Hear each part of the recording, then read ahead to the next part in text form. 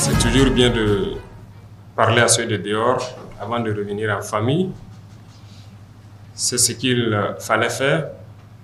Et aussi, ce temps passé, c'était nécessaire pour qu'on puisse observer, que vous puissiez observer ce qui se passe. Et je pense que s'il y a des gens qui doivent véhiculer l'idéologie que nous voulons faire passer, c'est bien vous qui travaillez à la maison centrale. Et je pense que durant ces 15 mois, vous avez pu observer beaucoup de choses avec moi, dans l'administration, un peu partout. Vous avez pu observer l'évolution de la situation.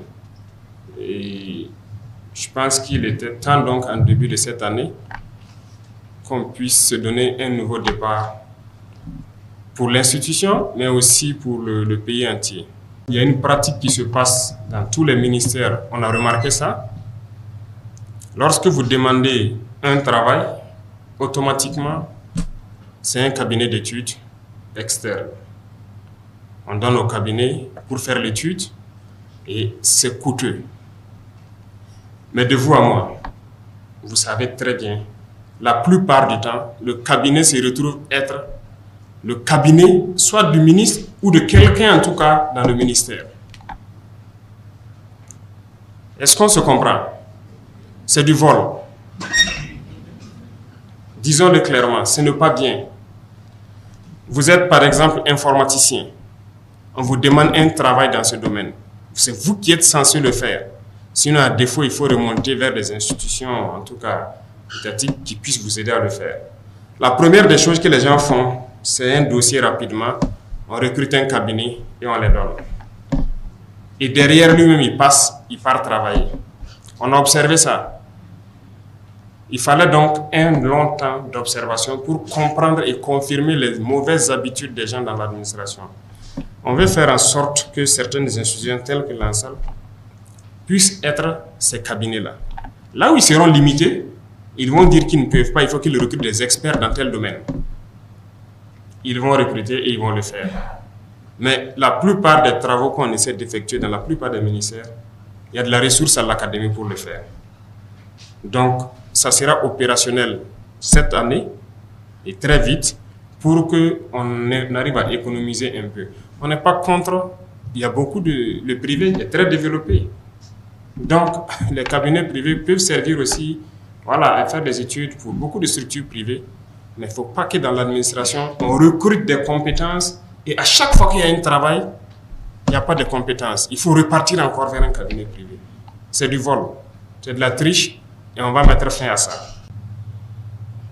On a parlé des mots comme la corruption, mais ça continue. La lutte contre le terrorisme, oui, il y a des avancées, il y a beaucoup de choses, mais il faut que nous-mêmes reconnaissions qu'il y a un volet sur lequel il n'y a pas eu une lutte acharnée. C'est la corruption, c'est la lenteur administrative, en tout cas l'administration en général. Ce volet, il faut reconnaître, ça n'a pas marché. Mais pourquoi ça n'a pas marché? C'est parce qu'on s'était donné un temps pour sensibiliser, pour parler aux gens, pour que les gens comprennent. Tant dans l'armée que dans le civil, que les gens comprennent où est-ce qu'on part, pourquoi il faut cesser telle habitude. Pas que les gens ne comprennent pas, ils font semblant et se disent qu'on ne prendra jamais de mesures. Aujourd'hui, il y a tellement de lois qui ont été votées pour protéger les travailleurs. C'est très bien. Mais chacun devrait faire la mission pour laquelle il a été recruté. Mais les gens ne font pas la mission. Et quand on veut les licencier, ça sort les textes de partout. Écoutez, vous ne pouvez pas prendre les textes des autres, venir appliquer ici. Eux, ils vivent en 2023. Je vous le dis, nous, on vit dans les années 1800 toujours. C'est la réalité. On ne peut pas aller à la même vitesse. Il ne faut pas mélanger les choses. Voilà, pendant que des gens ont des salaires de 3 millions, de combien de millions dans ce pays, il y en a qui n'arrivent même pas à se payer un repas. Vous trouvez ça normal? Ah non. Ah non. Moi, je suis opposé à ça. Il faut qu'on change les choses. Soit on change, ou bien, écoutez, on reste esclave à jamais. On est là pour changer les choses. On a pris le temps d'observer, de sensibiliser, de parler. Comme beaucoup de gens ne comprennent pas, en fin d'année, donc, j'ai annoncé que ça sera ferme. La machine contre la lutte contre la corruption va démarrer. Eh bien, ça démarre. Le conseil de discipline et autres, c'était mort. On a adopté des textes pour que les gens puissent sanctionner ceux-là qui ne veulent pas travailler. Mais rien, personne ne veut sanctionner.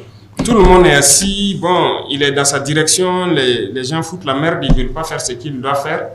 Ah, si moi je le sanctionne, on peut le licencier, ça sera de ma faute. Écoutez, il y a ce genre d'émotion-là, ça ne doit plus exister. Nous sommes un pays en guerre et on doit bien gérer les ressources. Et quand on dit gérer les ressources, ce n'est pas les ressources financières seulement, les ressources humaines aussi.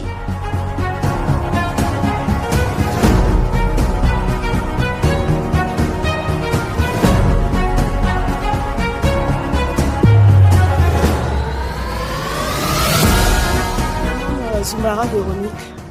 Je suis secrétaire à la direction des infrastructures et de l'équipement à la présidence du FASO. J'apprécie vraiment la rencontre parce qu'il a parlé sans langue de bois et j'ai vraiment aimé sa manière de parler. Et tout ce qu'il a dit, c'est vraiment ce que nous vivons actuellement. Et moi, je pense vraiment que la lutte pour les démunis, c'est vraiment très important. Parce qu'on voit beaucoup de choses qui se passent dans notre pays qui n'est pas vraiment catholique. Et je soutiens vraiment le combat de son Excellence, Monsieur le Président du FASO. Je suis chauffeur conducteur au parc auto présidentiel. Ça m'a beaucoup honoré d'avoir un entretien direct avec le président, y compris tout le personnel de la présidence. Ça nous fait plaisir parce que depuis qu'il est au pouvoir, comme il a bel et bien précisé, c'est la première fois. Voilà, donc il a eu à écouter les différentes doléances, les différentes préoccupations et on espère que ça va changer.